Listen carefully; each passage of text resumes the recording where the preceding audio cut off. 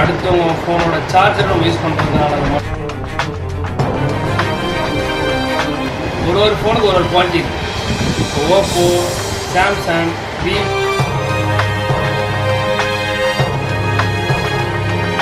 இப்போ 90 வாட்ஸ் நீங்கள் போட்டிங்கன்னா அந்த மொபைல் ஹீட் ஆகும். பயங்கர ஃபோனோட எண்ணிக்கை பார்த்தீங்கன்னா ஃபஸ்ட்டு குறைஞ்சிருந்துச்சு. இப்போ ஃபோனோட எண்ணிக்கை அதிகமாக.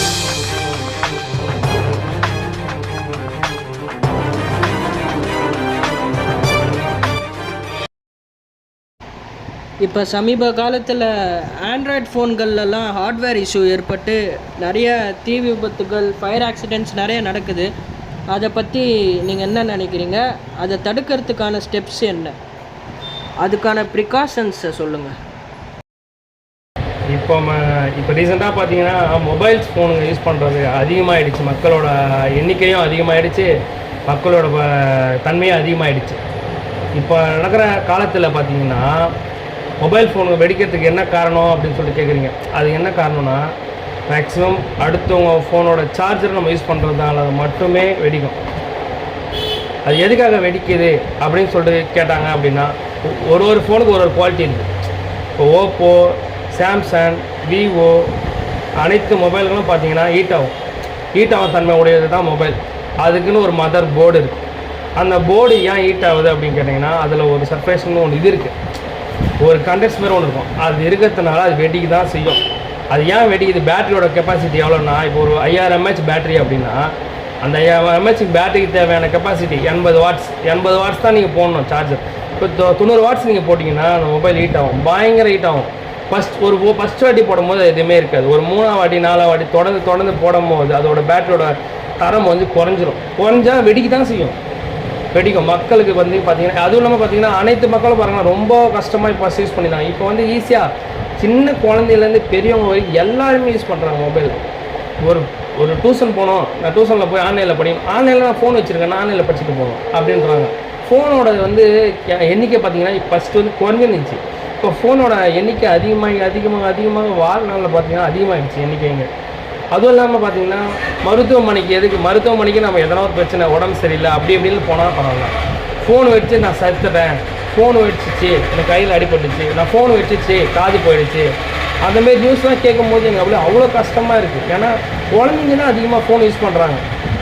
அது என்ன சொல்கிறதுனே தெரியல. குழந்தைங்க ஃபோனை கொடுக்கறத ஃபஸ்ட்டு தவிர்க்கணும். குழந்தைங்க அவ்வளோலாம் ஃபோன் கொடுக்குது, மேக்ஸிமம் ஒரு 1 hour கொடுத்தோமா வாங்கிக்கணும். ஆனால் 20% ஃபோனை கொடுத்து கெடுத்து வச்சுருக்காங்க. ஏன்னா என் குழந்தை நான் ஃபோனை கொடுத்தா தான் நான் சாப்பிடும் அப்படின்னு சொல்கிறாங்க. அது எப்படி, எதுக்காக அந்த மாதிரிலாம் சொல்கிறாங்க? அந்த மாதிரி சொல்கிறாங்கன்னா இவங்க பண்ணுற பழக்கத்தில் தான் அந்த குழந்தைய அந்த மாதிரி பண்ணுறத தவிர தானாக பண்ணாது. இப்போ நம்ம கொடுக்குற செயலை தான் திருப்பி செய்யும். இப்போ நான் ஒரு பிஸ்கெட் கொடுக்குறேன்னா அது அடுத்த நாள் அந்த பிஸ்கெட் நான் கொடுப்பேன் அப்படின்னு அந்த குழந்தைக்கு தெரியுமா? தெரியாது.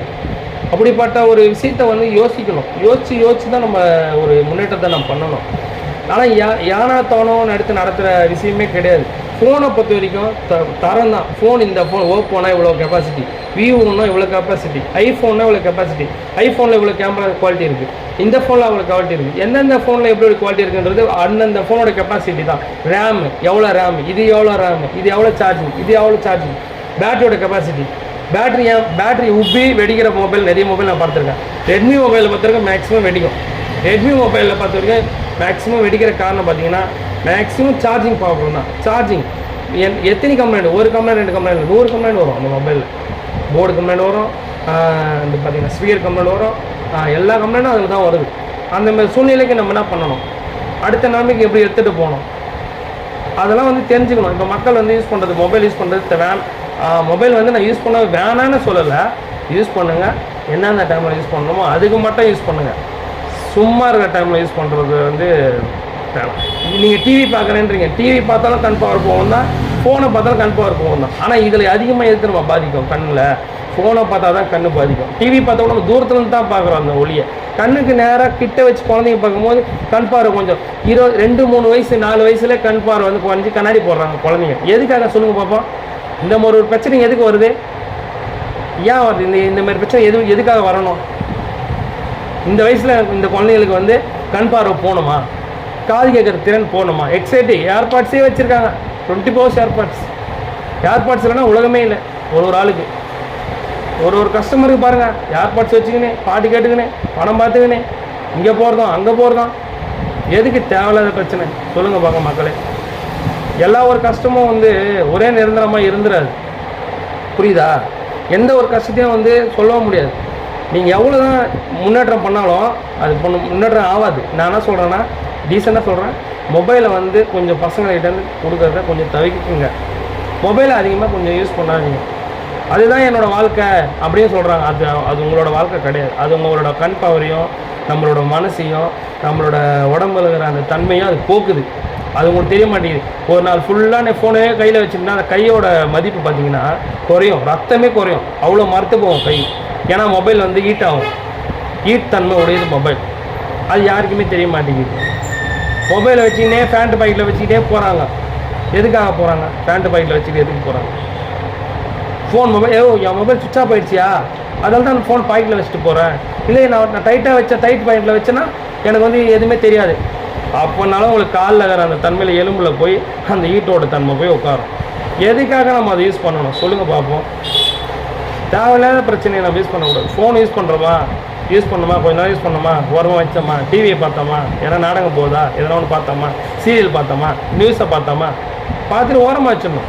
ஃபோனை பற்றி பார்க்குறதும், அதை பற்றி பார்க்குறதும், இந்த கேமை பற்றி பார்க்குறதும் எதுக்கு தேவையில்லாத மக்களே பிரச்சனையை வந்து ஈடுபடுத்துங்க.